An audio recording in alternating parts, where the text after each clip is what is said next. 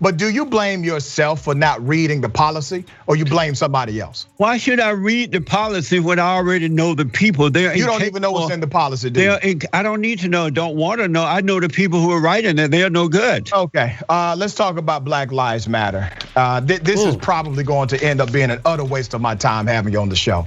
What are your thoughts about You Black don't know Lives that, Matter? you may learn something. We'll see, preacher. What is it about Black Lives Matter that you disagree with fundamentally? Black Lives Matter was founded by a bunch of fat, black, radical lesbians. Okay. And who hate God. Get this clown off my show. I appreciate you. Who hate God, who hate the nuclear family. This is part of the reason why it's increasingly difficult to have conversations with certain people. This video is a prime example. Some people will have problems catching this clear fallacy. The reactioner couldn't believe what he was seeing. How could they kick out Jesse Lee Peterson for just stating facts?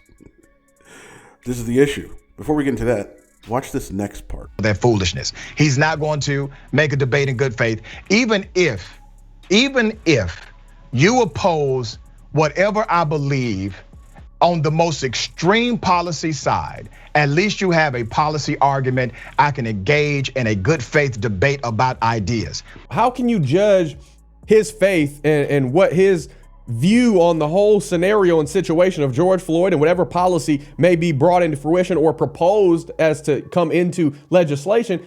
How can you judge what his view is? He's older than you. He's a pastor. Now, I'm not saying that gives you any sort of, holier than thou up on a pedestal perspective, but he clearly has good faith. He clearly is a God-fearing, Bible-thumping Christian. So I don't know if Rashad is or not. He might claim to be, but the way he's carrying himself, I can almost guarantee that he's not trying to listen. He clearly skipped over the passage in scripture, be slow to speak and quick to listen. Be slow to anger. Anger is the root of all sin. Anger is one of the worst possible things that you can have in any situation. It's hard for all of us not to get angry, but yours is on full display in front of the public on a global scale or public scale. I don't know how big his audience is, but allow Jesse to speak. It would have been a whole lot more effective to just engage the conversation. Even if you disagreed with his opinion, you could have shared your thoughts down the line. But this seems like you wanted to get him on the show just to insult him, call him a clown and bash his reading or not reading, and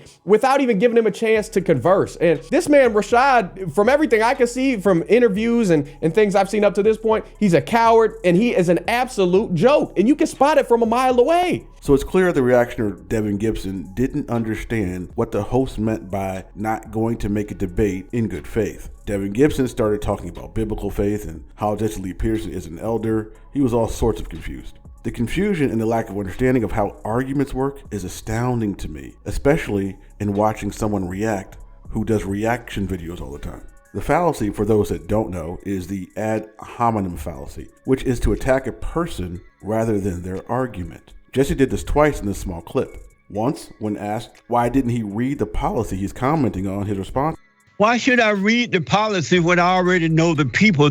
He doubles down by saying, you know what's in the policy, do you? I don't need to know, don't want to know. I know the people who are writing it, they're no good. How do you converse with somebody like that? Somebody who will talk about the policy without having to read it. But the host continues and asks about BLM. Jesse Lee Peterson responds with yet another ad hominem, talking about the founders and not the movement. This is where he's cut off. And he's not going to debate in good faith comes in. The reactioner Devin Gibson is clearly confused. Let me help you, Devin Gibson. Debates and discussions should center around validity, soundness, and evaluation of ideas, not the validity, soundness, or evaluation of the people proposing the ideas. Jesse Lee Peterson talks about the people and not the ideas, which is why he was kicked off for not wanting to debate in good faith. This is how con men work, by the way. The first thing a con man wants to do is look the part. But if we evaluate what they are saying over everything else, we have a better opportunity to spot the bullshit. This is yet another concept that contributes to the dumbing down of society. I call it when people prefer style over substance. Substance is what's being said. Style is who's saying it. It's usually a good idea to discuss what someone is saying rather than how they look when they say it. Substance over style.